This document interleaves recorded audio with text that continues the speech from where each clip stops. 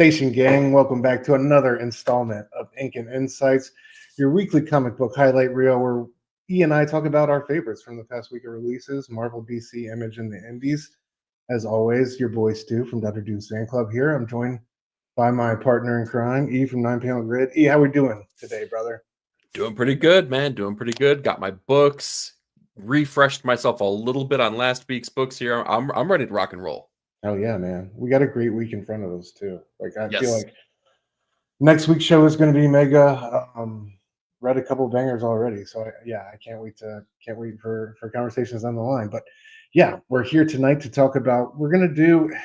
It was honestly kind of we did have some strong showings, but honestly kind of slim pickings as a whole. And that, so I wanted to speak on that real quick. There were some books that I was really hot on, I guess, earlier in their runs that came out last week that I realized that I'm kind of like half in the bag on now, like if at all. Like Exquisite Corpses, I was kind of like all there at the beginning. I'm kind of like barely holding on right now. I've read 1 and 2 and haven't played catch up since. I know I need to get there. New Gods, that art change was jarring to me. Yes, I agree. Was the first stumble in a series that's been pretty immaculate so far. So that was kind of weird to experience. Battle Beast started strong for me, and now is kind of, and Imperial felt off as well. So it was weird. Like we had a bunch of strong titles, which I came into the week really excited to think, for sure we would be talking about, like, or books that I've previously been a big fan of, and I kind of like cooled out like a little bit, or at least the off week. I felt like for some books that. I don't know how did you feel about that? Are you still like reading like books like Exquisite Corpses? Dude, clearly you didn't listen to my review of issue number 2. I have it, bro. Yeah.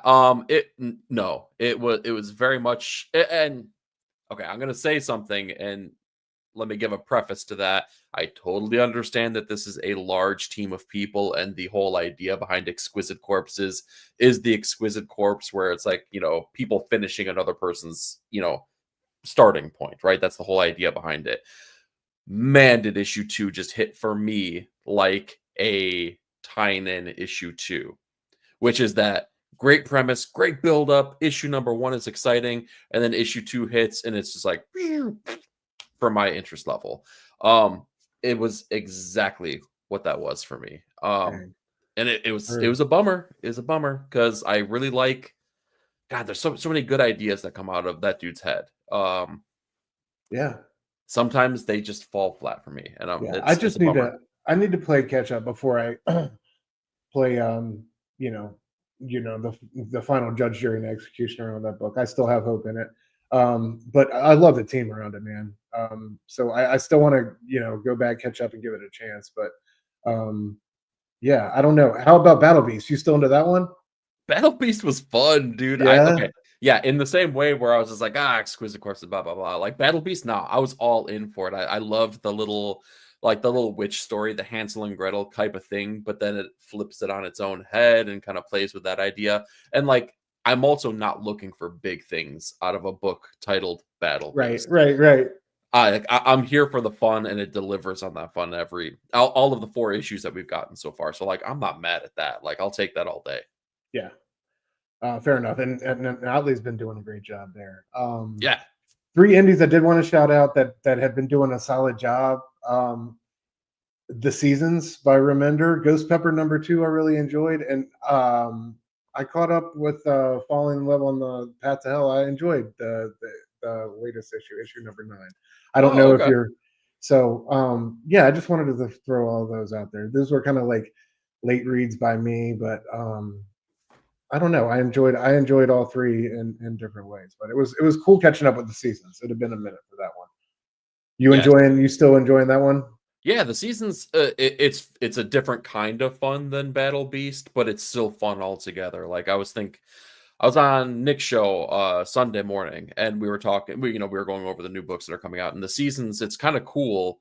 It's kind of been like a nonstop chase scene. I feel like that's all we've gotten throughout the entirety of the series, but I mean that in a really good way Yeah. about the series. Like it's been nonstop since the jump, and it's kept it really fun and really light, even though like things are getting pretty dire for our sisters. So Indeed, brother. yeah, I'm digging it. I like it a lot. Curious to your thoughts on Ghost Pepper. Dude, Ghost Pepper felt like an issue 3 or 4 that was an issue number 2. I still wanted more action, more excitement, and they gave us that explainer issue, I feel like just a beat too early. So it was a really light issue for me. Like I wanted more, I don't know, let's have fun with the characters, let's see something cool. Instead, they kind of explain. I feel like the whole objective behind the issue is like, let's explain the society and let's Yeah. explain, why Ash is so ticked off at everybody rather than, I don't know, get out there, have some fun, show that Absolutely. artwork. That's what I'm Especially here after, for. especially after the splashdown we got in issue 1 with their right. They definitely should have at least followed that up with like one big splash or something like that. But it felt like it was Mhm. pretty dry in that sense. But Yeah. still very cool to see this world building, these eclipses and stuff like that, and this the cinder, and I just love the mythology of it, man. It's so dope. Yes, Um, exactly. They're building, right? So I'll give them leeway. It wasn't a bad issue. It just, wasn't what I was anticipating. oh yeah. You are not on falling in love on the path to hell, right? No, Oh, no, I you've fell never off in been. that. Okay, fair enough. Oh yeah. But what are your But thoughts on it? I'm kind of curious. Like you played catch up. What's your it's been experience? solid. Like so, I'm really touch and go when it comes to. I think that's Azarillo, right? No, Jerry Duggan. Or Duggan. I'm I've been like touch and go with it, and I enjoyed my catch up. This past one was like the samurai flashback, and we saw some of her past and stuff like that. I don't know if you know the story, but Yeah. it's these two cold blooded killers in hell together. Who kind of obviously fall in love and band together in hell to kind of make their way through it together. But So it's not yeah, just a clever name. it's yet another. It's right in line with the 2025 wave of we got to have 8 words on our title, bro. Like Yep. that is fully the thing now. So um, it's been solid though. It's I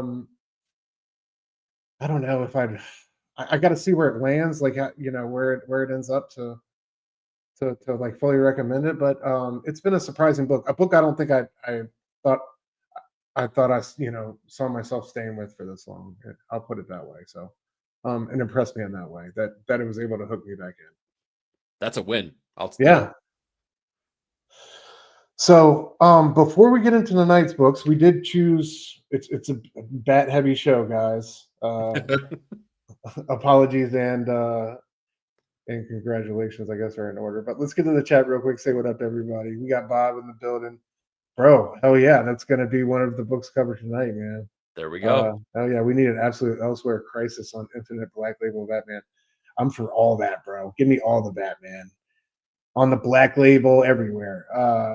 Hell yeah, Omega made it in time for the countdown station, brother. Good Let's to see go, you, Omega. man. Oh yeah.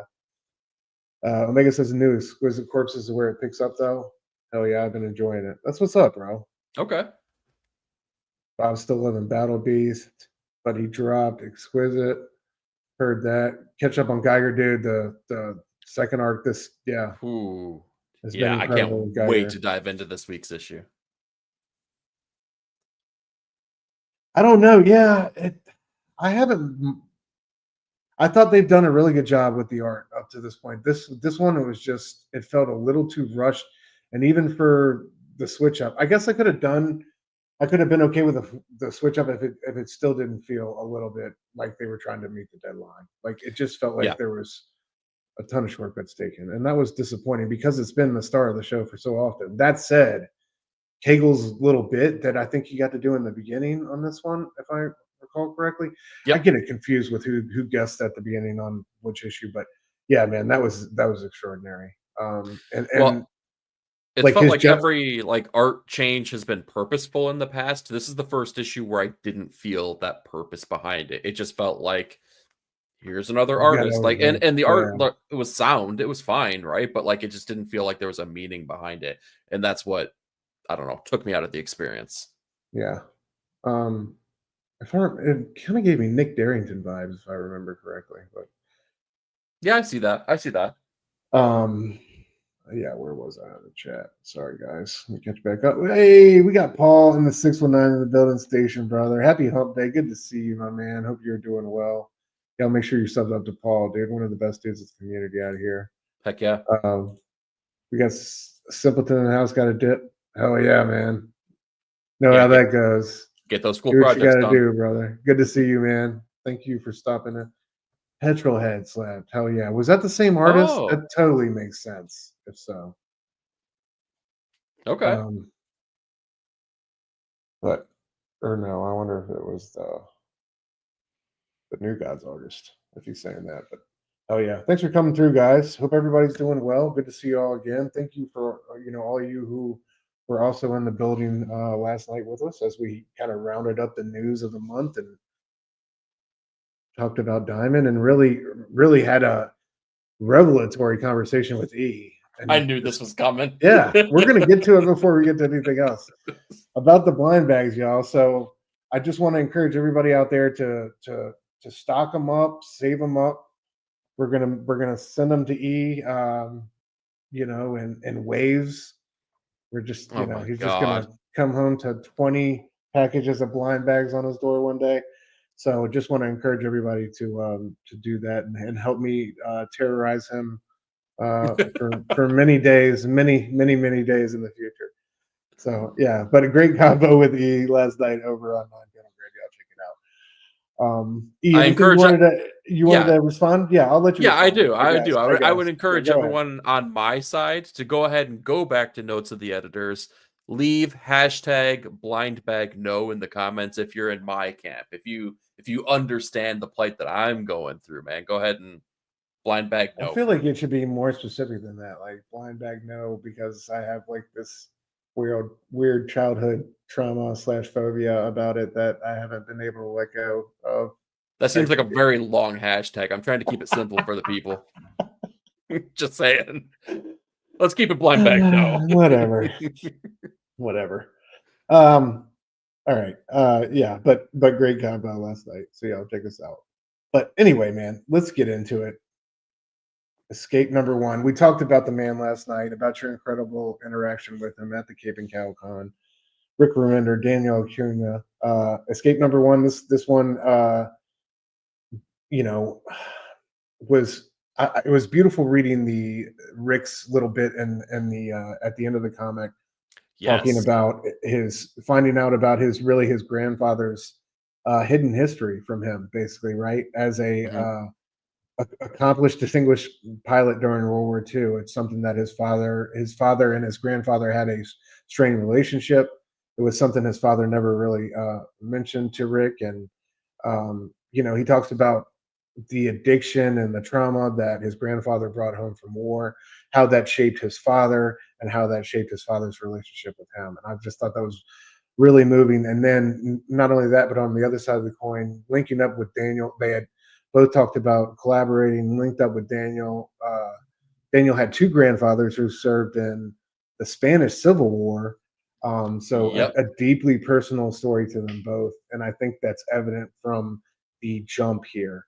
Dude, what were your general impressions of this story? I mean, just to give you guys a rundown, if you haven't read it, it's basically an anthropomorphic World War II story, right? With bears versus bats, like essentially these two, animal camps that squared off each other. The bats are meant to represent the Germans in a sense, right? They very much have a Nazi aesthetic, and the bears or whatever are meant to represent the American side or the English side of the fight. But follows these fighter pilots as they're attempting to drop a bomb on this big super weapon that the bats have, but the bats have it closed in with civilians, protected by civilians so they won't bomb it, but they end up letting the bombs go instead, and their plane gets shot down, and this one pilot and one or two other members of his crew maybe survive it and parachute out. And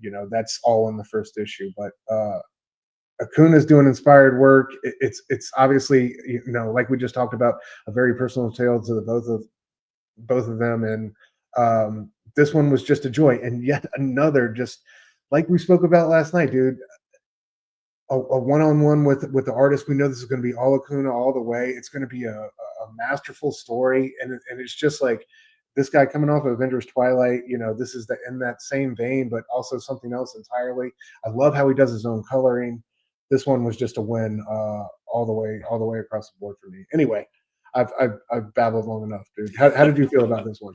Yeah, I loved this issue. I knew that I would, but that's the nice thing about a Rick Remender book, is that you never quite know what you're going to end up getting. Like, he is a bit of a chameleon. Like, you look at like the books, especially recently, I feel like he's done this great job at like really throwing curveballs out there and kind of keeping you on your toes in regard to what he's going to be able to present to you. And when I saw the solicit for this, and I saw that it was that anthropomorphic thing behind it, I was like, well, okay, so are we playing this for laughs? Are we going to be a little bit more lighthearted with this because of the nature of the animals? Or is this going to be something that's hyper realistic? And you don't know with Rick, because we've gotten books like Scumbag, right? But at that Right. same time, we're getting books like A Righteous Thirst for Vengeance. And at the same time, then we're getting Holy Roller. So it's like, okay, so what flavor are we going to get? And I was really happy to see that he played this very serious. Like, the animalistic nature of our characters, don't get it twisted. This is like hard, gritty war story through and through. Like, he plays everything so seriously, and like the letter in the back was so. It made me think of my grandparents, and I'm not sure. Like, we're kind of of the same age range, so that our grandparents were kind of at that age where maybe they did serve in the when World Yeah. War II hit. Both of my grandfathers, right, on both sides of my family here. My one was in the Navy, one was in the military.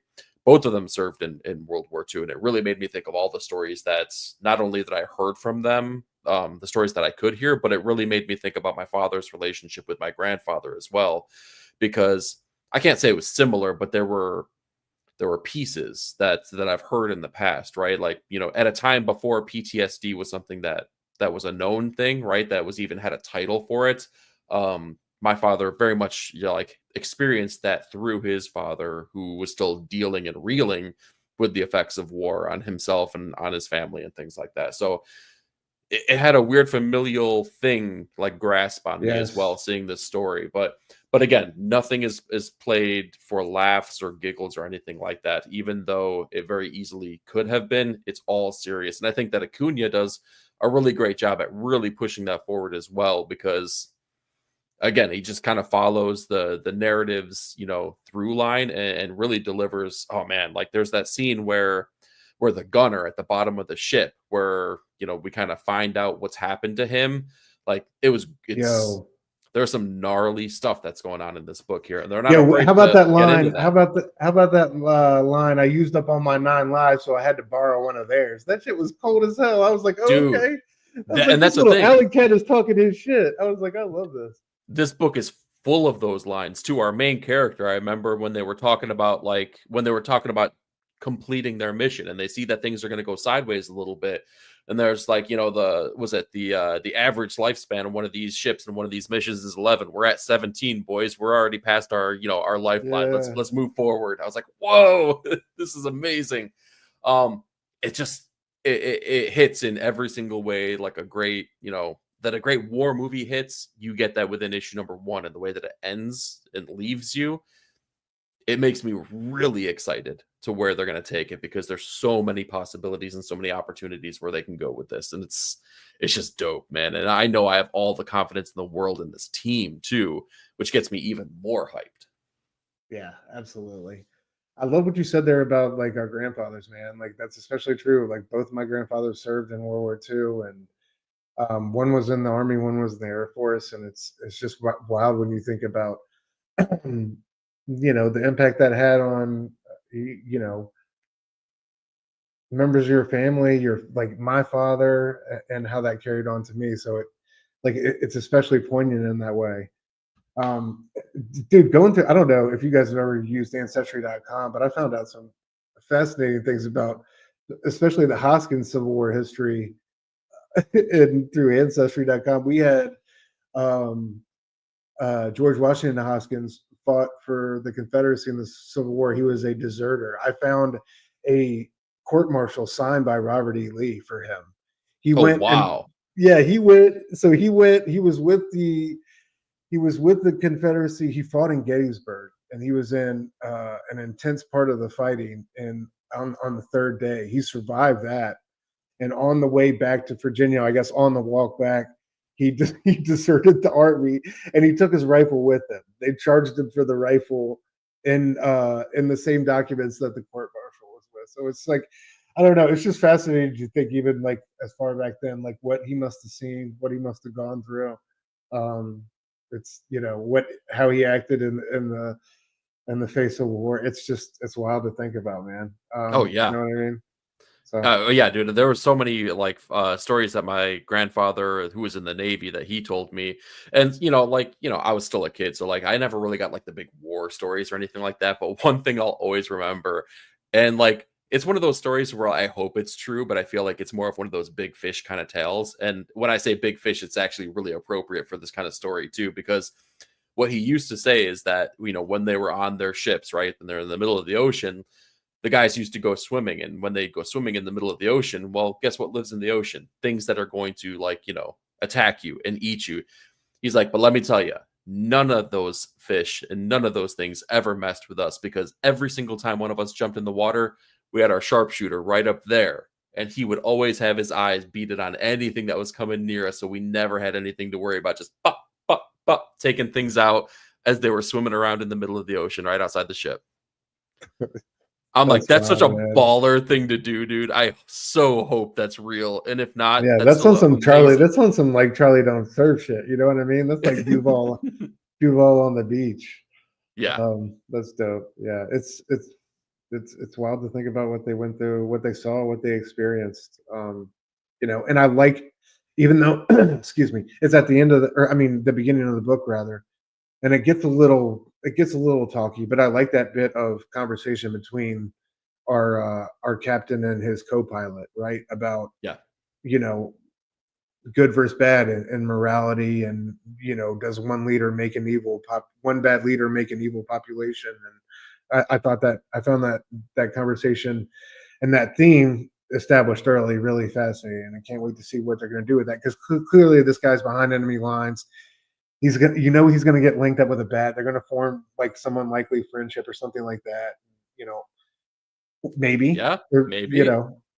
also, But yeah, they talk about and those his uneasy co-pilot still might moments. be alive too. So, like Yeah. other members of the plane, a lot of the guys died, but a couple of the guys got out. So I don't know. It'll be interesting to see what happens, man. But dude, what did you think about Acuna and his Oh, artwork here and his coloring? I mean, oh, it's fantastic, dude. It's like it's everything I've been waiting for since Avengers Twilight Avengers, ended. Like, I yeah. mean, we didn't have that in our lives anymore. And I love the one thing I called out in my review when I was talking about his artwork is I love it. There's a couple different panels where like the digital painting that he uses kind of outlines the character and really makes him pop off the page, because a lot of the color tones in this are very brown and gray. We have a lot of that, but his use of like bright color or bold color really make the things pop off the page at the right times. Like it's like the color theory at use here is really, really smart, and it's really decisive, and it really makes the book look freaking gorgeous. Yeah, don't and I love the bat, like the fighter pilots, like the bats. Don't they look like they could be flying like TIE fighters or something like that? Like they look like they work for the Empire. Like it's Are you so telling me fire. that the Nazi allegories across mediums all still fit? Amazing. All right, You're calm not down. wrong. You're not wrong Well, at all, dude. yeah, but I loved it. Anyway, Escape number one. Go read it, guys. Yes, Let absolutely. me get to the chat real quick before we move on to Absolute Batman. Mega says, I'll get a few blind bags, keep one fresh and unopened to live in a short box forever untouched. That's Just the way to one. do it. That's the way to do it. In the Tupperware. It's a callback joke. Pete in the building. What up, Most Dope Comics? What up, brother? Station, good to see you, Brian. Hope you're doing well. Thank you for coming through again. Paul, now I know our boy Paul is a huge Remender fan. He has, I think, Deadly Class in its entirety. He was saying the other day on Instagram. So Oh, heck yeah. yeah, we gotta get Paul on and just talk some Remender one day. We should just talk like Paul, 3 hours. where were you? I know you're a Cali dude. Where were you? Why were you not at Cape and Cowell Con? Why were we not hanging out last weekend with Rick Remender at the same time, man? Wait, we didn't see this happening. Like, we didn't have the foresight. Now I'm just a little bit ticked off. I'm bummed. I'm bummed. Christina Hey. Station, good to see you. Hope you are doing well. Oh yeah, did I miss anybody else? No, I don't think so. Thank you. You are the best. Oh, you were the appreciate greatest. You were the greatest of all peeps, Christina. So thank you for coming through and thank you for all you do for the community. Bob says, I think the anthropomorphic, I'm so tired of saying that word, characters change the readers in some interesting ways. Well, and Rick yeah. Remender had some interesting things to say about that, like with the choice of making these characters anthropomorphic as well, because you inherently have a deeper resonating feeling towards them being animals. It's kind of Yes. like Old Yeller, Old Yeller dies. Spoilers, sorry. And you feel so much more for the dog as opposed to, let's be honest. We see John Wick and getting people left and right, like 3,000 people get dropped in that movie, and we're just like, Yeah, right. it is what it is. It's forgivable. Well, Paul had to work. Damn, bro. Next time, come down with a case of pretendinitis, man. It looks like you're coming down with something. Absolutely. Paul's had a baller ass summer though, man. He's been doing it up. Oh yeah, no, we've seen the pics on the IG. San Diego, and Heroes in one summer is, man, Insane. That's a win. That's a win any day of the week, man. Yeah. All right, moving on, guys. Absolute Batman. This one tells us the origin of Bane, or does it? Bane? Yeah. Clayman subbing in on art duties. How do we feel about the art sub before we get cracking, bro? Did it work for you? It didn't work as effectively for me as Marcos Martin. I'll say that much. Oh, if you don't get the out of here, I will not. I'm going to die on this hill. It was so much better. It was so much better. Yes, it fit the feel of the book so much better, dude. I can't say that. I mean, you can. You choose not to. I think no. I see what you're saying there in terms of aesthetic for sure. But I still think Clay swung for the fences and connected on a variety of levels here. I think there were several scenes in here that he pulled off. I like the Bane look, like early on here. The backbreaking scene was dope. The scene with beating Batman's face in was dope. The Bat Bane big reveal with the moon behind him was a great shot. So I think Clay did the damn thing.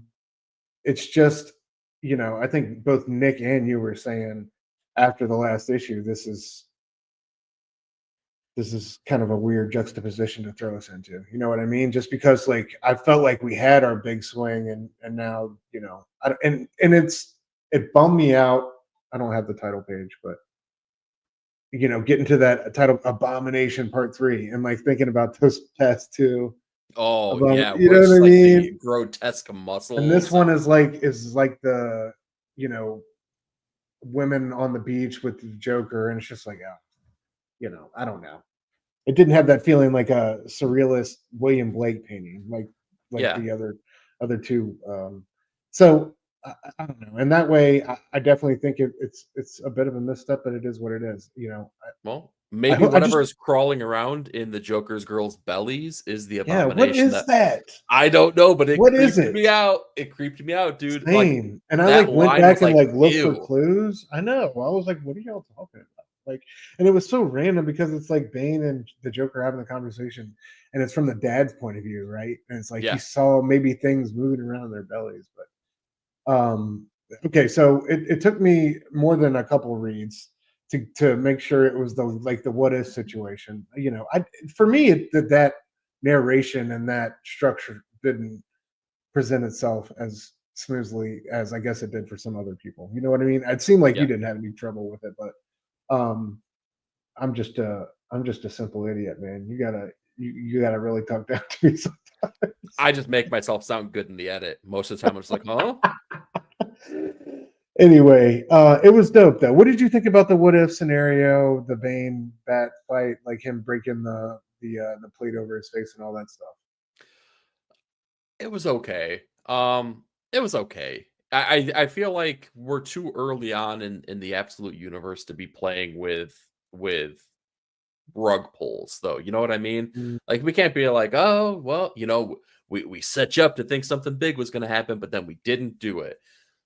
It's like, come on, like you got to earn those kind of things, and I think it's almost there. It's like they kind of did the thing, but they kind of didn't. The thing that's funny though is that the whole issue is really it's not even Bane narrating most of it. It's really no, it's Alfred Alfred. Pennyworth. Yeah. Yeah. So really, this is Alfred's nightmare as he's conveying it, not even to Bruce. He's kind of just like ruminating on the idea himself, like because he has no contact with Bruce at this point. He's just kind of like, if I could talk to Bruce right now, this is what I'd be telling him. And I'm like, dude, you're telling the boy that his arms are gonna get ripped off? Like It's like, and you your knew your all this bedside before, manner like sucks. Arc M, bro. It's like, what are you doing, man? Yeah. And also, oh shit, what was I gonna say? Here's the thing. I thought they should have just dropped this whole like what if fight and made the whole issue just a more thorough, compelling backstory. And to me, the backstory just really didn't do it. It just felt like way too much uh Dark Knight Rises. Yeah. I don't I mean, I don't know. yeah. Dude, you heard my critiques previously, right? This Bane still okay, like so he's juiced even when he's not juiced essentially. It still doesn't feel different enough of the Bane character that we get in the normal universe. It's essentially the same. Like even this little end cap here, it's not really different. He is a liberator of his people, right? And he just kind of has more dastardly means that he will go about it because he's not willing to, Batman will not cross certain lines that Bane will in the name of whatever his mission is. So again, it's not different. Like the story's fine, Bane's fine. I have no beef with it. It's like it's the fact that it feels like what am I trying to say here? I feel like the book has become the antithesis to the thing that I at first critiqued about the book, but then fell in love with it, which is the bombastic nature. Absolute Batman hits, and I'm like, what are we doing here, guys? He's got an axe for an emblem. He's out here cutting people up. And he looks like a freaking, like, he looks like three bodybuilders duct taped together. Like, what is happening with this book? It's too crazy for me. And I feel like then they were like, oh no, everyone feels like it's crazy. Let's peel it back. And then, like, I start warming up to the craziness. And then we get here, and they're like, and now they start pulling back. And I'm like, no, no, no, no, don't pull back. Don't pull back. So, what I'm trying to say is, I'm sorry. My critique clearly influenced the direction of this book. Scott, you don't need to listen to me anymore. You Wow. keep doing you, buddy. Like, Wow. my opinions, they don't matter. They don't matter. Get crazy. Get buck nutty. Um all right, this is gonna be a kick-ass action figure though, at the very least, is it not?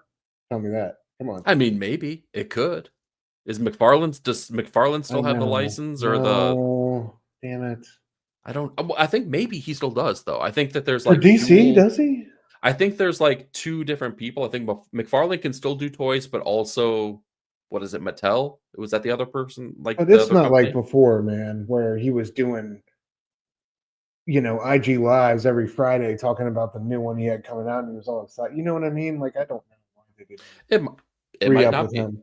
Yeah, It doesn't feel like it. I don't know. I could be wrong. that's okay, What'd you think man. about?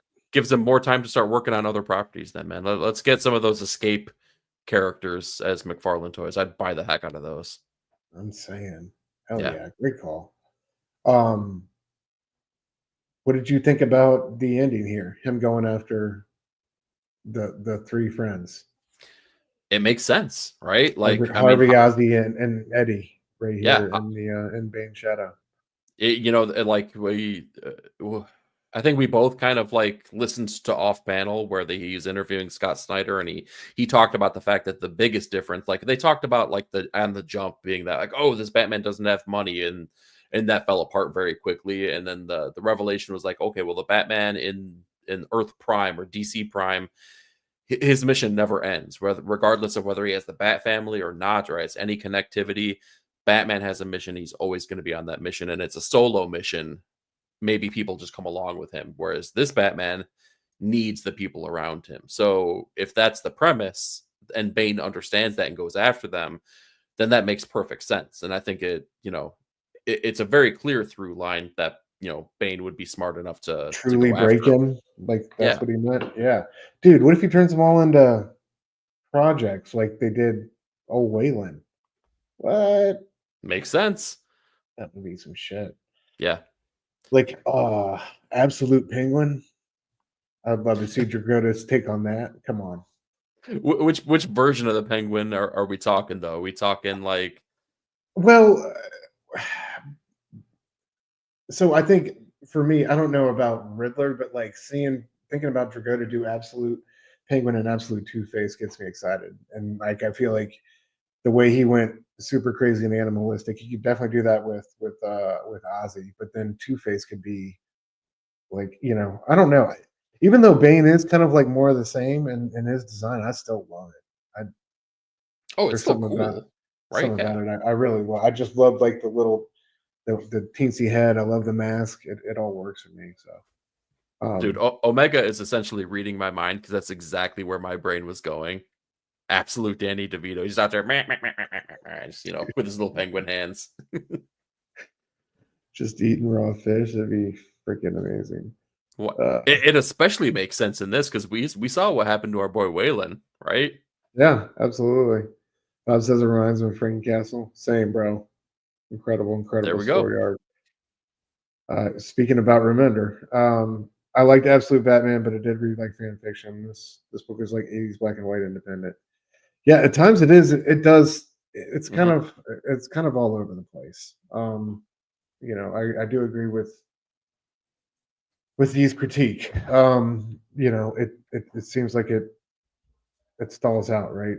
It slams on the gas and then takes its foot off of it. So we'll see what happens. I don't know. Curious to find out what happens to the friend group, but Yeah. I'm I'm not. still excited for the book though. Like let me put that out there. Like I feel like Oh, maybe for sure. like It's I'm just being like, critical, but like this was still a fun issue. Like and it was oh still a yeah. really good time. And I thought Clay did a great job. Nick is back next issue. Batman is at the mercy of the monstrous Bane, and though his body has seen better days, his mind and spirit are still strong. But how much longer can that withstand Bane's brutal onslaught? So, not giving us anything with the synopsis, but an incredible cover for number 12. If you guys didn't see it on Nick's look ahead on Sunday, dude, Killer Croc's on it. So can't wait to Oh, see. that's right. It's like the full slithering Yeah, body full of right. yeah. With Batman in the shadows. So I can't wait to see if those two team up again and how that all goes down. But yeah, definitely intrigued to see.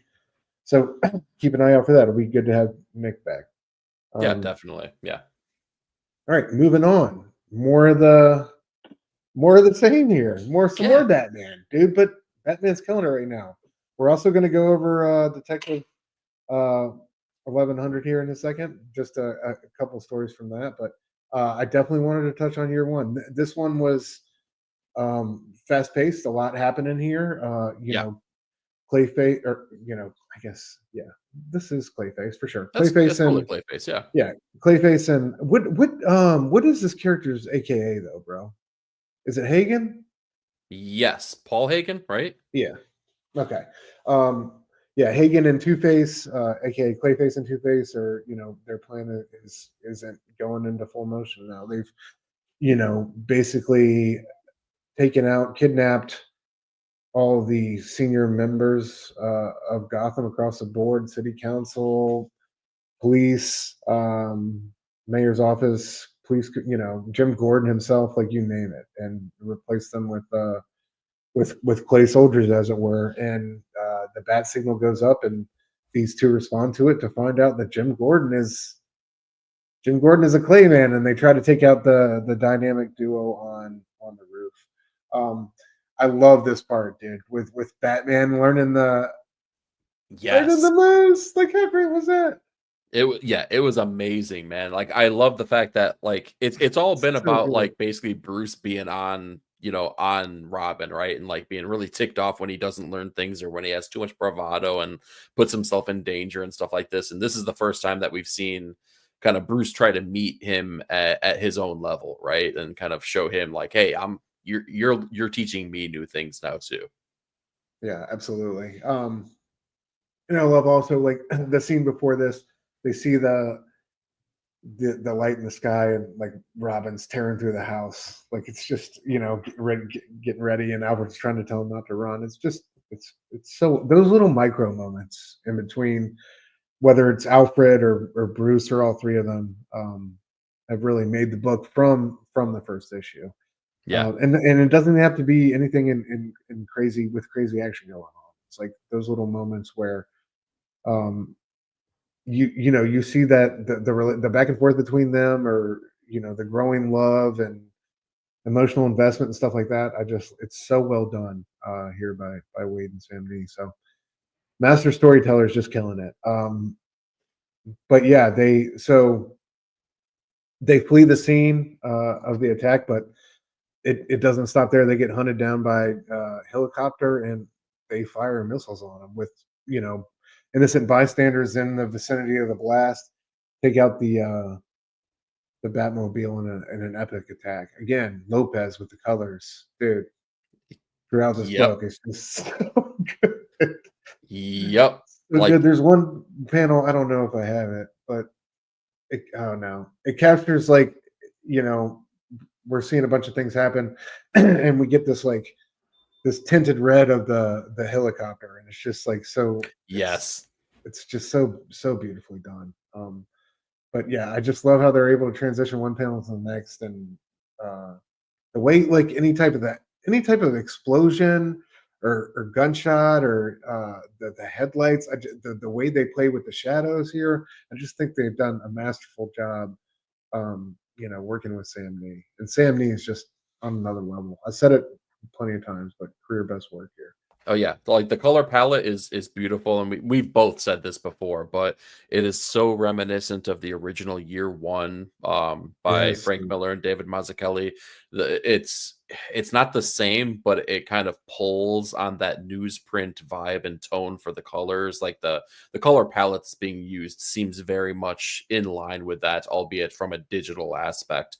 But yeah, like the whole team is just like firing on all cylinders. I love that scene right after the helicopter is on, on them, and like kind of full-fledged attack, where they finally, like, the Batmobile's down, everything seems like it's lost, right? But then you see them kind of emerge from the rubble, like getting ready to like submerge themselves into the sewers, like, like the little do they know we have the upper hand now because they think we're dead. And I was like, yes, that is so freaking Batman. Batman, like, dude, I love that back and forth. Like, Robin's like coming out of the wreckage, like, it had ejector seats or whatever, and Batman's like, take it as a win. He's like, how much did that thing set you back? How is this a win?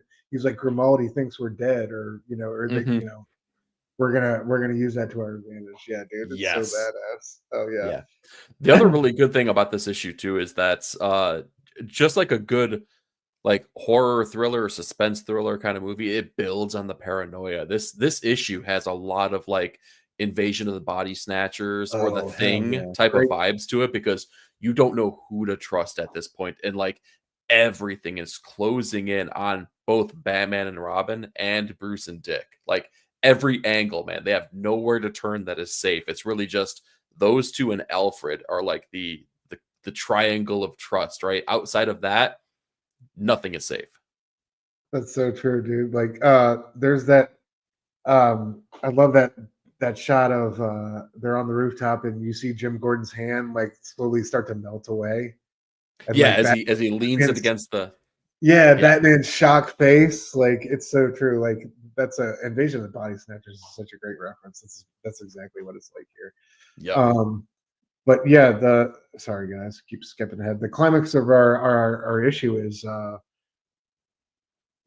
real life Bruce Wayne and Dick Grayson in trouble with the adoption agency, because the Gotham Gazette is reporting that he has been indicted for stock fraud, and so she shows up. He's getting arrested, and Dick is getting taken away. So a shocking end to our issue, and I love how they've balanced that that real life public facing side of Bruce and Dick with the Batman and Robin parts of their characters, and like how they've developed both throughout the series. And I just think this is another great example of that, and it's such a great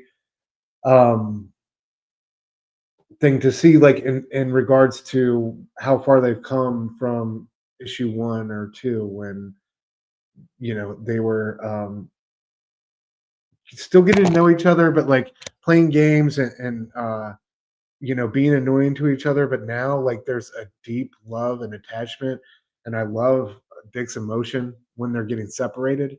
Yes.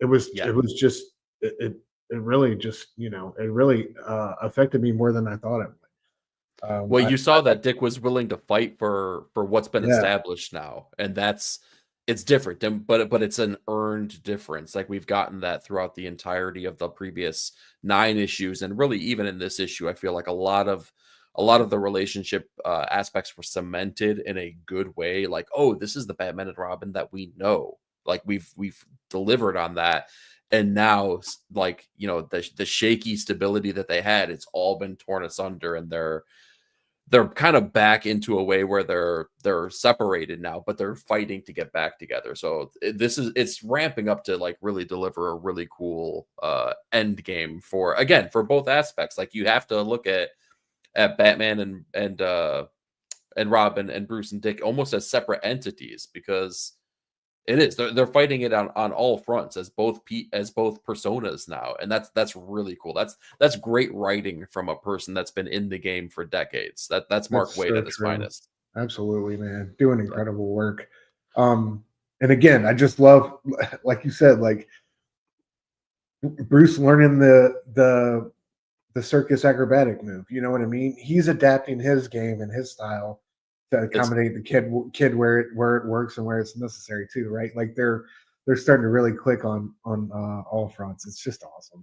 Yeah, and to answer Bob's question here, I hope that all 12 issues come out with a hardcover with some artist edition type pencils and inks. I cannot speak for the pencil and ink portion of it. However, the hardcover comes out December 16th, the deluxe edition for Batman and Robin Year 1. So keep your eyes open for that. Looks like MSRP is $39.99. So it's on my pull list. Oh, yeah. Highly recommend this one, guys. One of the best books of the year, just straight up. Yeah, without a shadow of a doubt. I know I'm a biased Batman fan through and through, but I can't recommend this one enough, truly. So check it out. All right, moving the Bat train along. I feel so bad. I feel like just like a Neapolitan of Batmans, right? We got vanilla, chocolate, strawberry, every flavor of Batman you want. I'm going hard in the paint for DC tonight. Yes, you are. Detective Comics 1100. This was a dope little anthology issue. We got some incredible short stories in here with some incredible art, and I just wanted to shout a few of them out. To open up the book, we got this fantastic tale from Tom Taylor and Mikhail Hanin, and this one had a deaf kid who lost his dog, and Batman basically helps him find it, and ends up taking care of some neighborhood thugs in the process. But it's written silently, all through silent. Batman and the kid communicate through sign language, and even if you don't know sign language, you can understand what's going on in this issue, no problem. But Batman ends up like with his dog finding this lost dog and taking out the bad guys, and it's just a wonderful little story. It's so well done, and this one opened up the issue. So it was really dope to read.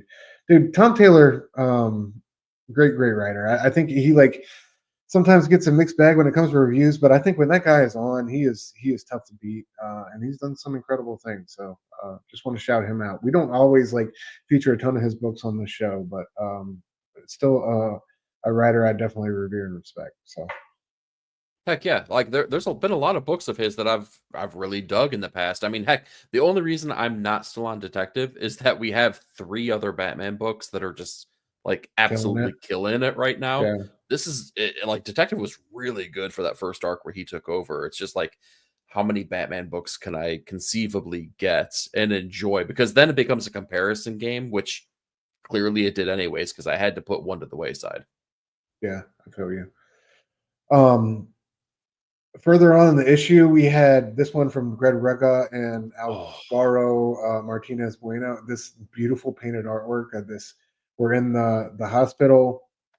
These nurses have had a tough night in the ER. One of them is ready to quit with the things she's seen, and she doesn't understand how the city can tolerate Batman going out there and doing those things. And through this conversation in the break room with this more experienced senior nurse who tells her, what life was like in Gotham pre and post Batman coming along, kind of changes her mind about the city and about his presence there. And then we see after this nurse leaves that she's been treating Batman this whole time for a wound. And it's like, you know, after the nurse leaves, she says something to him to the effect of, what you do here is really appreciated. And like, there are people who really, do thank you and want to look out for you. And he's like, it's nice to hear. It's good to hear sometimes or something. It's just like, it's beautifully rendered and illustrated. I mean, look at this art, right? I was about to say that looks fantastic. And it's a great little story, dude.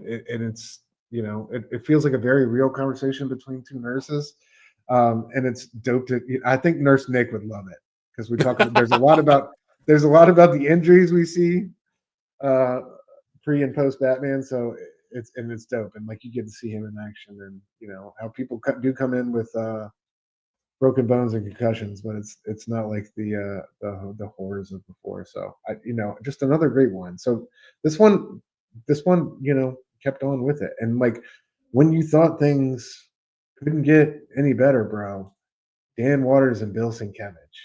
Okay, so yeah, this is the one that I wanted to hear from you from because I feel like there's been a lot of chatter about like Sienkiewicz and Dan Waters on this story in particular. I've heard a lot of people on the internet talking about it. A lot of What's the opinion. chatter? Well, it's a mixed bag. It's like I mean I've heard every opinion from every angle. So like I've been very curious to hear what are your thoughts on this. I loved it. I mean, it's Okay. basically a guy jumping to his death and daring Batman to save him, right? And kind of at first, it feels like through the first bit of the fall, the guy doesn't care whether he lives or dies, right? And then Mhm. like towards the end, he starts to panic and flail his arms. All the while, like the whole thing is narrated by Batman, who's making his adjustments and trying to catch the guy in time. But I think it's masterfully done. Like Sienkiewicz's artwork always works, but it especially works here. And it's a dope little story. I don't see really what kind of beef you could have with it. I think it's really well done. I mean, it's basically him having a conversation with himself about what he has to do to save this guy, and don't look in his eyes, don't give him that satisfaction. He hasn't done this before, you have all this, like it's the narration is real and believable. I think it's sharp writing. I think the last line is like, when you're this uh when you're this close to the concrete, it glitters or something like that. Like, Oh and it's man. and and it's like the last two, or like the last page is all done through like 7-8 panels where it zooms in on the guy's eye as it gets bigger and bigger as we get closer and closer to the ground. So I love the perspective on it, and the way it's done. Like, we get these red like little city blocks, and interspersed with like that impressionistic Sienkiewicz that you come to love. I probably didn't include the best pages of art. There's one where he's got the gun, his grappling gun. That's really cool. Where that's the most Sienkiewicz-y page I think of it. But I love it, man. It's simple. It's not it's not something like world changing, but it's a great functional story, and I think Sienkiewicz's artwork is a good pairing for it. It's not what I would expect by any means. I guess that it probably caught people by surprise. Like, you think Dan Waters and Sienkiewicz is going to be some dark grim type of weird in both of their wheelhouse, type of story, but that this is not that. I think it's a curveball from both of them. Okay, that's kind of cool though. Like I like I like getting something unexpected from any creator every once in a while, right? Keep you on your toes, keep things fun and exciting. I will say this, right? When it comes to Sienkiewicz's artwork, which I'm an incredibly big fan of, while I'm a big fan, there are times when his sequential storytelling doesn't quite work for me. Like, there was an issue way back in the day, 20 plus years ago, when the original Ultimate Universe of Marvel was still kind of like in its infancy, where there was an arc of, I want to say it was Ultimate Spider-Man, but maybe it was Ultimate Team Up, where it was Spider-Man, Daredevil, and Punisher that were together. And it was Sienkiewicz on artwork. And that was like the first time that I saw his artwork where I'm like, oh, all right. That was a thing. Like the artistic quality was super sound. It looked fantastic. But when it comes to like panel after panel, like telling a story that's, that your eyes follow the visual cues and all that kind of stuff, gets a little muddy. Gets a little muddy. Interesting. Yeah. Not a critique. Sure. But no, I definitely, it's definitely abstract art, man. Mm-hmm. Like it's some of the stuff you gotta barely hold on and hope you understand what's going down. Yeah. We got Berno in the house station, brother. Hey, good to see you, man. Hell yeah, I'll be on Blood Spider Chatter tomorrow night at 9 p.m. Y'all check me out. Great horror reviews over there. What up, Vern? Good to see you, bro. Let me get to it seems like a lot of people read this one, so I just wanted to. Omega says we need a year one with Ace the Bad Hound. Dude, hell yeah. With all the crypto love recently too, like, I'm saying the time is now. Hell yeah. Bob says so much dark Batman. Yeah, absolutely, man. It really was refreshing. That's a great point. Oh, okay. Dang, I didn't even see that one, bro. I got to go look at that one. I didn't know Sienkiewicz did a variant. Well, knowing your comic shop, they probably got one. Probably got 3 of them, maybe 7, a dozen. Jesus. No, they don't go crazy on the on those. Like, that's what I like about it. Unless you ordered it, they'll look out for you. But okay, some of those they don't get a lot. What I wanted for this was for the Sienkiewicz art in the last story, but after so many years and years, you just don't have the same. I can see what you're saying there. It did feel a little bit rushed. I will agree with you there. It didn't feel like he had, I don't know. He was just taking his time with it. Yes, I think the Bueno art with that nurse story was the best one. Absolutely. Before Batman, but yeah, after Batman, before Batman, there were gunshots and stabbings and all that good stuff. Absolutely, yeah. That was pretty much the best story to me, I think, overall, with story and art combined. We got John's Comics with Friends in the building. Evening, sir. Good to see you. John? Hope you're doing well.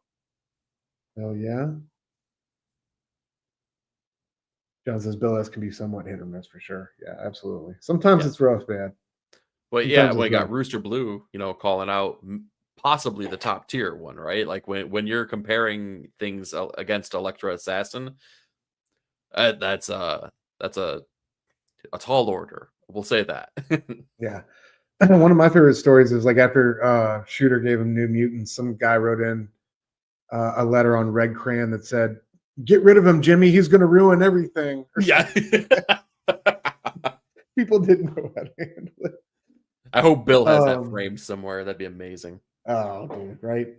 But yeah, guys, I just definitely wanted to shout out this issue. It was surprising and chock full of good stories and great art, and highly recommend. Man, it was a joy. So I think this was just a one time deal, but I do love this when they do that with detective and anthology it up. You know, it's we get some really unique and amazing stories and cool, unique, like unexpected, I guess, collaborations. Dan Waters and Bill Sienkiewicz was one I did not have on my bingo card for 2025. So that was dope to Yeah. see.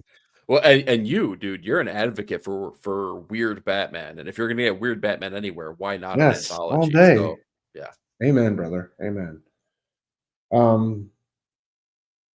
Yeah. So, what are your plans with tech? You gonna write it out and see like where it goes? Who gets on the who gets on it for the next big run?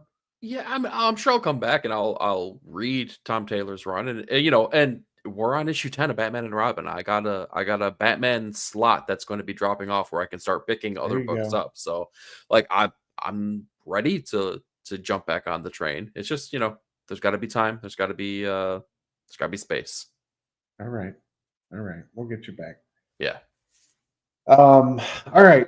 Last book of the night. I wanted to shout this one out. Guys, this was an incredible display by Ed McGuinness through and through. Every page of pinup in this one, y'all. Marvel all in Yeah. one. This was No the Thing kidding. versus the Marvel universe.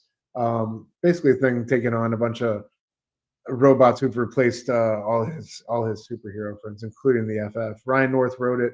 Ed McGuinness on the art, and he was just swinging, like I said, swinging for the fences every page. You had a great thought saying that you would love to see him on Fantastic Four moving forward. Dude, so yeah, so when Ryan North took over Fantastic Four, I was on it for the first arc, or even maybe longer than the first arc. I got past the point where Doom took away their vocabulary, except for the letters Yeah, DOOM, that's a right? great issue. Yeah, Yeah, really fun stuff. But it was always the art that kind of like, again, wasn't bad, but it didn't I don't know, it didn't feel like it elevated the experience for me. Um, we got Humberto Ramos now, and I'm having more fun with it. I'm along for the ride, maybe more so than I was previously. But then I saw this issue and I read this one, and I'm like, oh, dude, McGinnis was right there. And like, why has he not been the artist for Fantastic Four this entire time? Because this was so perfect. It was just so perfect for like the tone, the vibe, the feel. Like I don't know why I didn't even think about him as a Fantastic Four artist, but like he totally fits the bill. Like I've seen him work on Spider-Man. Like funny enough, you show him up on the slide here. And I never liked yeah, his Spider-Man. He always felt too thick, too big, too bulky and stuff. But then I see him draw the thing, Ben Grimm, and I'm like, okay, you got me. Like he should be drawing the Fantastic Four every single day, dude. I had a lot of fun with this issue. In fact, this was great. I love when Ben yes, yeah, Grimm gets to get the one up on the Hulk, who seems to beat the crap out of him at every turn. Like Ben Grimm will go toe to toe, but like every single fight that they have, he seems to like lose or something happens to that cause him to lose. It was great being able to just kind of see him go like, you always get your Sonic clap, you always get this and that, and he takes the cards and bah! It was awesome. Like it was just a super fun issue, dude. And like I'm really happy to be able to praise a Marvel book in this way as well, because let's be honest, it feels like it's been a hot second since we've been able to do that. So like when Marvel gets one, like I'm gonna give him an attaboy, and this one definitely deserved it. yeah. And I'd love to know what really lit a fire under Ed's ass for this one, because like it for just like a kind of a. I'm not even trying to shoot down the book, but like and I love the Marvel 2-in-1 Thing Tales and all that stuff, and the stuff that Chip did, and kind of half reviving that title, and I love the legacy there. But it's just kind of like a random book, you know what I mean? For him to just Yeah. be killing it, like there's one after this this Iron Man attack. where Iron Man's coming up off the explosion, and it's just one page. It's just Iron Man doing that, but it's incredible. Like it's poster worthy, and it's. I mean, he spared no expense here. He went all out. So I got to shout out him. It's really incredible. I'd love to know what his inspiration was for this one, or why it just seems like he went so hard for this book. So. You could feel the fun, right? Like, this had to be Yeah. something that he like really enjoyed doing because like it shows through and through. While these pages, I agree with you, they're absolutely poster worthy. Do me a favor, Stu. Let's keep the pages in the book though. This one time, let's keep this thing looking sharp. Keep those staples in place. If you could do me that solid, if you could make a promise to me, maybe. What are you talking about?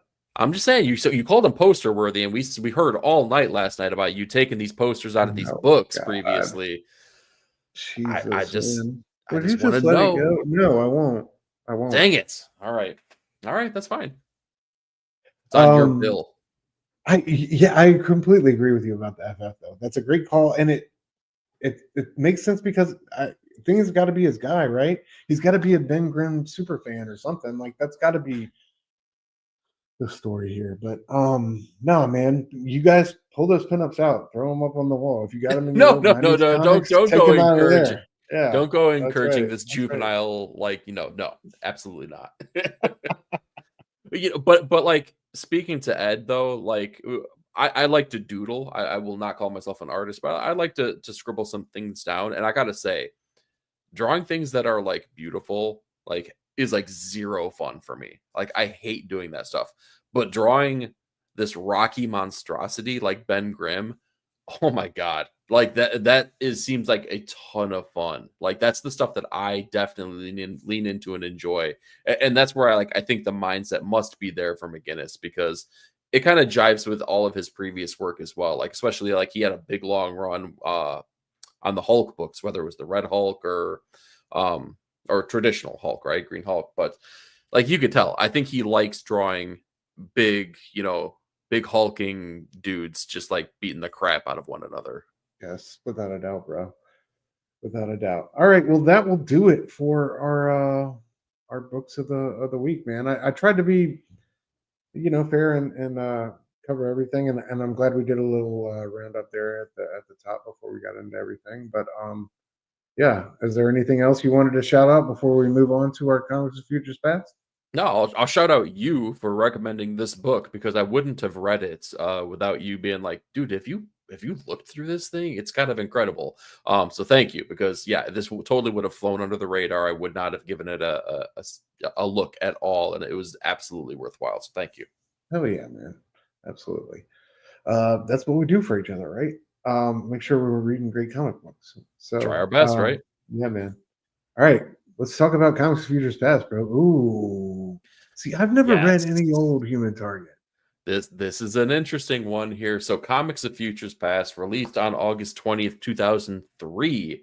I feel like the early 2000s were like Vertigo trying to reestablish itself and really try to get its footing back after the big initial wave. Things had kind of waned, and now it's coming back. Peter Milligan and Javier Pulido came out with the reintroduction of the Human Target.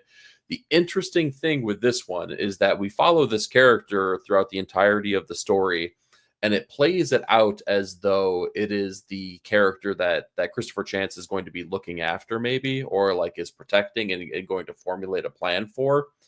And we go through the storyline of this issue, and we spend time with this character, and he's with his wife, and they go out on a date, and this, that, and the other. And you can see that there's levels of paranoia that are like kind of like, eating at him, and he's kind of questioning everything around him and everything that's going on. And like, there's a level of distrust with some of the people that are around him and in his life. And we come to find out the cliffhanger at the end of this issue. Well, actually, there's a couple cliffhangers, I should say. The first cliffhanger of the issue is that this character that we've been following, Frank, is Christopher Chance.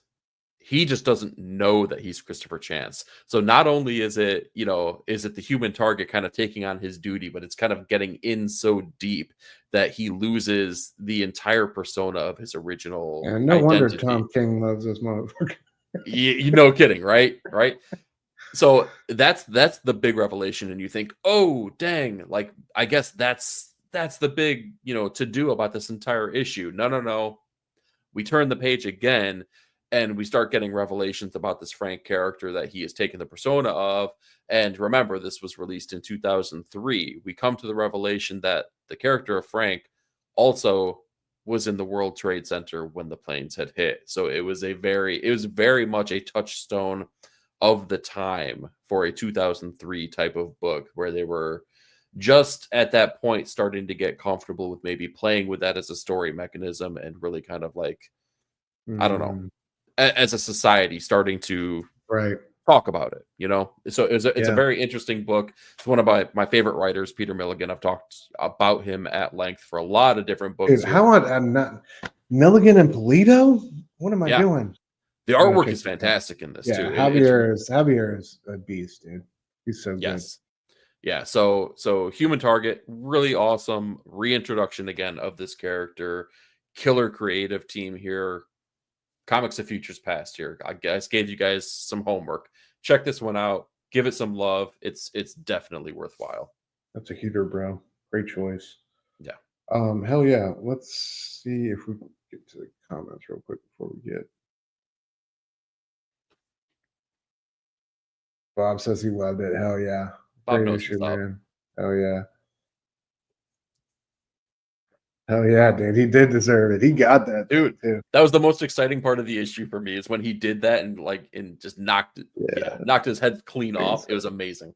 Yeah, it was a great book. Absolutely. Glad you guys enjoyed it, man. Oh yeah. Hell yeah. Dude, I do that all the time, Bob. It's one of my The favorite things. onomatopoeias. I love a good crackoon. I'm a sucker for a good crackoon, dude. Oh heck yeah, dude. You know that shit's going down when you get one of those. Oh, yeah. Thanks, Bob. Good job to you too, bro. You always have good recommendations. So shout out y'all. All right, guys, real quick, get back to it. Let's move on to our covers of the week. E, talk to me. Ooh, Yes. looks Romita-esque there. It's interesting. And so Amazing Spider-Man, the cover artist on this, DK Ruin, was the person that was originally doing the covers for Miles Morales Spider-Man for the good chunk of his recent run here. Doing the Peter Parker version, totally killed it. But I love, it feels like a ballpoint, like this feels like Jim Rugg, right? Like his ballpoint pen drawings that he's been doing a lot recently. It feels like that, but a different artist completely taking it on. But I love, like, you could see every single like line stroke for that single point perspective that he's playing with as Peter Parker drops down on the city, man. So yeah, DK killing it as always, but in a different way this time. Yeah. So Bro is seriously undersung, dude. Dude, did you read criminally undersung? Yeah, did you read the book that he did with Interiors, Bleed Them Dry, that came out from Vault? Dude, I need to go check that out. Cyberpunk vampire detective story. Say less. Dude, it's really cool. It's really cool. I'm gonna check it out. Like, his cover work has been astonishing. I think he's really getting his flowers now because of that Death of the Silver Surfer that he's done. That's been so big. But yeah, dude's been a beast for a minute. Oh, you did the tread more? Our homie Treadmore doing one of the variant covers for Escape, man. We were lucky enough to have a conversation with Tread, meet the dude over in North Carolina. Love that one. Oh my god, yeah, this is absolutely killer stuff, man. I can't wait for the next big style book that he does. I don't know what it's going to be, but whatever it is, I'm ready for it. And I'll take the small sample size of a variant cover here, man. But like, yeah, this was killer. Hell yeah. You talked about it before, man. Falling in love on the path to hell, man. I love the. It feels like a Lone Wolf and Cub homage. Maybe I'm wrong in regard to that. Definitely does. It feels like it so much, though. Like, I'm a sucker for that kind of. Right. That's what I'm feeling, man. But it feels like just a great stylistic choice for that one. Killer look to it, man. So like, it very simplistic but very traditional, like in a great way, man. This one was dope as heck. Yeah, I was trying to. I don't have a black and white one. I was trying to find a Lone Wolf and Cub and put it up real quick, but yeah, that looks dead on. Sorry. Yeah, that's what I'm thinking. And I think this Ooh, is my last one of the night tasty. here. Tula Lote. This ends tonight. Our female assassin group here that's hanging out and having quite the time here at a bachelorette party in Las Vegas, Nevada. Tula's killing it, dude. He's making a Tula. case for Tula time. It's Tula time up in here. I mean, I'm. We'll find He out. is. We'll find out who my cover artist of the year is come December. No Let me shit. just say, Tula's in the running. How about that? Oh yeah. All right. You gonna cheat on Dan like that? I listen. We're gonna find out. That's all I'm saying. That's not your last cover. You know why? I did. Okay, cool. Yes. Dan Panosian taking Dude, on this is Catwoman. sick with the motorcycle, like in the helmet. Get out of here. And the meow that's scratched into the gas tank on the side Yes. there as well. Yes. It's Panosian time. Okay. I'm gonna give the dude his flowers here as well. Give him his kudos, give him everything he wants because it's Dan frickin' Panosian. So even though I mentioned Tula previously, it being in the running, guess what? It's Dan's title to lose still. So he's still the heavyweight champ here. So Tula's just coming. She's coming for that title. We don't know how it's gonna play out though, but Dan, come on, you already know you kill it. An insane amount of work every week, man. It's crazy. I'd love to know what his rate is, like how long it takes him to knock these out. Oh, I was gonna say, yeah, I have no idea how long it takes him to knock him out. I know what his rate is because I asked him at Heroes, and I'm not ready to take out that loan yet. Heard that. All right, for me, it's your boy, Uncle Frank, Bird Detective. I just Dude. love this one, man. I love his capes. This one felt like a throwback in all the right ways. It really needs a lightning strike in the back. I'm just gonna say it. It really It does. That would be great. But regardless, this one was fantastic. So great to see. Eric Canetti for Battle Beast. I just loved this one. It was so clean.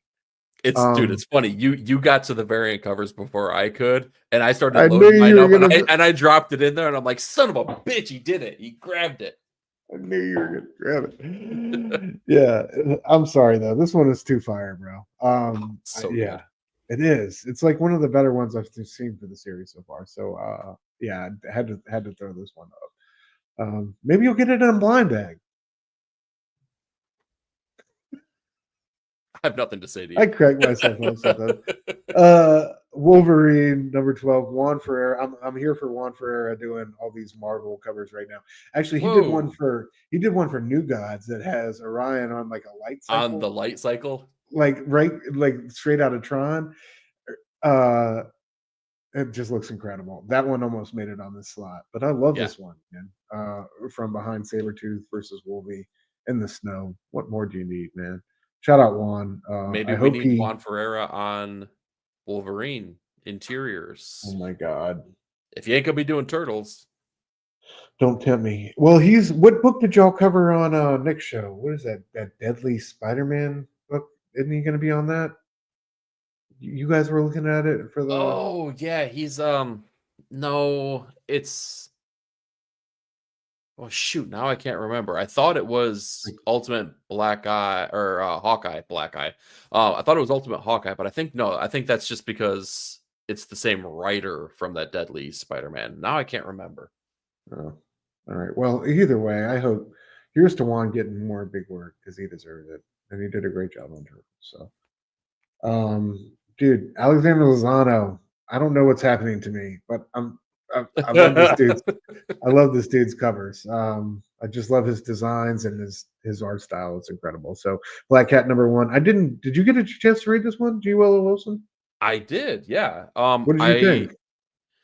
I enjoyed it. I think that I would not have read it if it weren't for the name G. Willow Wilson being involved with it. That was really the draw for me because of the incredible work that she's been doing with Poison Ivy. I will say there are the things that I like about her work on Poison Ivy ring through in Black Cat. Okay. But there's this other aspect that I don't know. I feel like it's a little bit overdone in modern comics, and it kind of made me go, "Oh, really? That's what you're gonna do?" I would say give it a read. Give it a read. I'm very curious to know what your thoughts are because it's a mixed bag. There's a lot of good. There's a little bit of interesting. I'll How say did that. Gleb Melklinov do? Excuse me, on art. I I know dig his he's artwork. I, yeah. I really dig it. You could he wears his influences on his sleeve. You could tell he came from the school of a couple artists that kind of came before him, specifically when it comes to Spider-Man type characters. But I think it works here. Oh yeah, Yeah. heard that. You gotta check it out. All right, last two for me. Wes Craig on Exquisite Corpses #4 with this creepy ass killer rabbit Oh, character. It's just I so love the shadows and the lighting here. Yeah, man, this one feels like a long night at Freddy's or something. You know what I mean? It feels like the animatronics are out to get you. yeah, it It's, looks like a malfunctioning Chuck E. Cheese thing, man. It it's like you're creeps about me to get out. scooped. But yeah, shout out Wes, one of the best doing it. Hope you guys back that Thunderhead Kickstarter that just wrapped up. Heck yes. His new book, and guys, that's the best way we can support these creators and let them know that we love them and we want them here. Is help them out when they have personal projects that are near and dear to them that they throw up on that Kickstarter. If you can, they definitely deserve our support and our time and money. So, just wanted to throw that out there. Shout out to E for bringing up Thunderhead a couple times on the show. Last but not least, it's our boy. You thought he just did one badass cover this week, y'all? Nope. We got Jim Gordon and Batman and Robin here. Just another stunner from Dan. So shout out Dan the man. It is Pinocchio time indeed, man. He's back on track. Some weeks it's a little dry, but most weeks he's got 2, 3, 4 covers to choose Mm-hmm. from. So such a prolific 2025 for the man. So Dude, I shout love how out Dan. street level both Batman and Robin look on that cover as Yes, well. Like it feels, yeah, it feels like something that was stitched and sewn together, like the suits and the cowl. You can see it kind of resting that's over a so head. true, dude. So Yeah, true. Great point. I love Robin's mask and just like the way Batman's cape kind of separates there, right there when it coming down. It looks fantastic. yep, And I love the way he does his lighting. yeah, You know what I mean? Like in the where is it? The Catwoman one too. Just like that little bit of lighting right there on her hip, coming off, and like all that red in the background. It's just fantastic, man. Guy's got such a knowledge of the game and understanding, I think, what he wants to do and where he wants to go now that he's been around for so long. Like it's exciting to see an OG like this really have a hot hand. So shout out to him. heck yeah. Um let me see, get to the comments real quick before I get to the end of the show. Pete said the perspective on that cover so well done. Yeah, Dyke is killing those, Yeah, man. exactly. Oh yeah. Rooster said Tread is dope. Have you read the New World? That was my first experience with him. I haven't read that one. Have you read that one, bro? No, the first thing that I saw him in was Luther. Yeah, I think it was the beginning of Luther Strode. I could be wrong though. Oh yeah. And like I said, he was on the Oblivion Bar podcast this week. Seems like such a down dude. Yeah, Trad was super dope at Heroes, man. Yeah, very chill dude. Such a chill, nice guy. Bob said that's pretty Ashley Woods vibes. Not sure which one he's talking about there. I'm assuming Uh, falling in love on the path to hell, but correct me if I'm wrong there, Bob.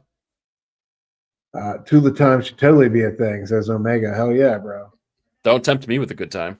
Invasion and Catwoman will always be for them. Completely agree there, Pete. Oh yeah. I really do a cover vibe, but that Catwoman meow. Right, Bob? No kidding, dude. Oh, he doesn't like the Frank. That's all right, bro. It's not for everybody. I loved it, man. I don't like all of them, but that one definitely works for me. He said I tried Black Adam, so just sort of nah. I feel that. Rascal Randy gets to it in issue 4. Rascal Randy is the rabbit guy, I guess. Ah, okay. Thank you. Station, thank you, Christina. Remember, hit the thumbs up, sub to both of us, and remember to vote. Yep, make sure you guys vote for Christina in the CBC Awards, cbcawards.org, and vote for your boy Dr. Doom's fan club and most informative content if you feel so inclined. But thank you, Christina. I would And say both appreciate of you have earned the titles, right? Most informative, right? Best community. Y'all are killing it. Thank you, bro. Appreciate you. All right. Talk to me about this week, man. We are stacked. It is so much goodness, so many bangers. I can't wait to get, dude, Shredder by Dan Waters, Invisible Man by Dan Waters and Danny, Absolute Martian Manhunter, number 6 was incredible. I read that already. Geiger, Beneath the Trees, number 2. Goes on and on. What are you super excited for, bro? Dude, there's a litany of titles here. You called out a lot of them. I'm really hyped. I have not read Invisible Man yet, but Dan Waters and Danny is going to be really cool. Masterminds, number 1. We got to talk to Zach Kaplan a little bit at Heroes. Oh yeah, he got me hyped for that book. Issue number 1 dropped him and Stephen Thompson on artwork. That's looking really cool. So I'm stoked for that. Speed Racer number 2, David Papos. I had a lot of fun with issue number 1. It's a fun title, and like if you're gonna do a licensed property, Papos is killing it. He's killing it out there with those. So like, yeah, don't sleep on it just because you may not be a Speed Racer fan, because like I wasn't a Space Ghost fan, and just the other week I called it potentially the best superhero book that hit stands. So if that's not, not a hallmark, I don't know what is. We're taking Everyone Down with Us, number 5. Who arguably the most fun book that hit stands on a monthly basis, although maybe it was a little bit more than a monthly basis on this one. But I'm super stoked to see the spy, thriller, comedy, action, drama, whatever the heck you want to call it. It fits a lot of those categories, and it's a heck of a lot of fun. Kaya, number Kaya. 29. I read that right before the show started, and did you? Need I say more? It's Kaya. God, I'm so jealous. I haven't read it yet. Yeah, we expect excellence from Kaya, and Kaya delivers every Always. single issue. Yeah, it's never taken one off. Other one I wanted to shout out. I saw. Oh, Lost Fantasy number 4. Yep, Lost Fantasy. Been loving that book. Yeah, Kurt Pyers and Luca Casa. You almost got it. Come on, Casa Langueda. Casa Langueda. There's an N before the G, so Langueda. Casa Langueda. Sure. I think you did great. I definitely nailed that. And let's be honest, outside of the floppies that came out this week, we have a new criminal book.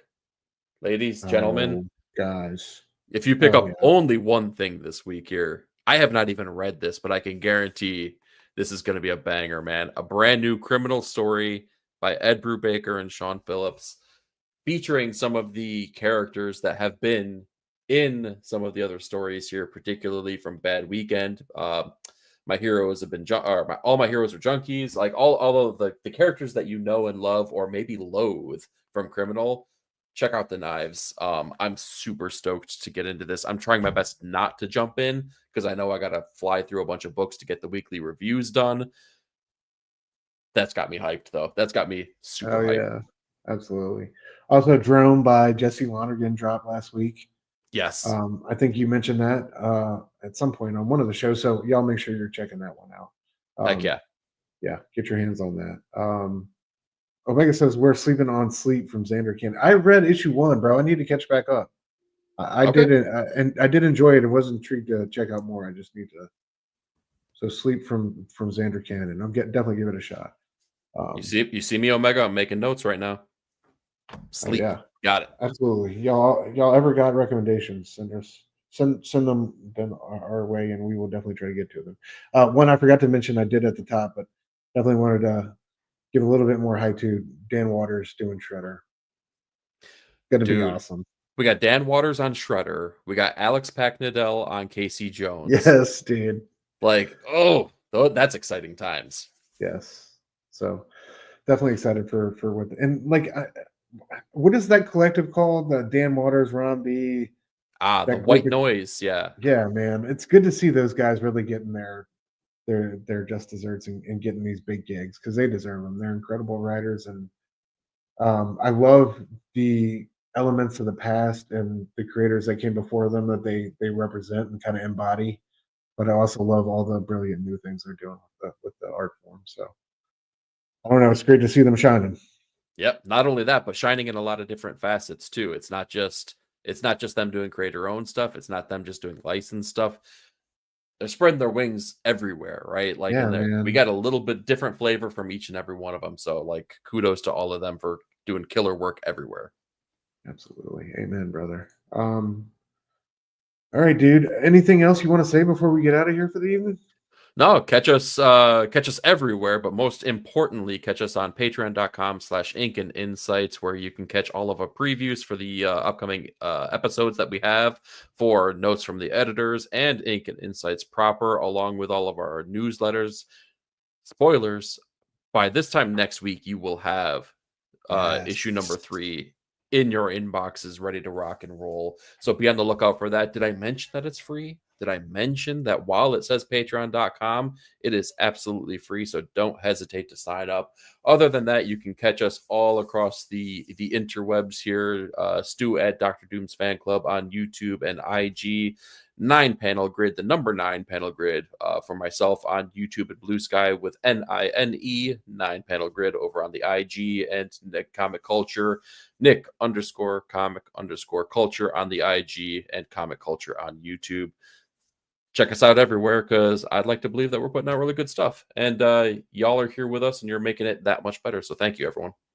Oh yeah. Thanks you to all y'all in the chat who came through both tonight and last night. Like I said before, it really means a lot to us that, y'all take the time to spend with us and to interact and have these conversations. It means just as much to me that, I'm doing the show with E, but that also y'all are here and that we're interacting with the community and, just sharing these good vibes about these comics we love, man. That's what it's all about. I think there's a lot going on in the world in our personal lives, every day, every hour, and it's great to take an hour and a half at the end of sometimes what is a long day and talk about these comics we love and kind of reset. So love all y'all for joining us, and until next Tuesday, we'll see y'all next time. Be good, y'all. Stay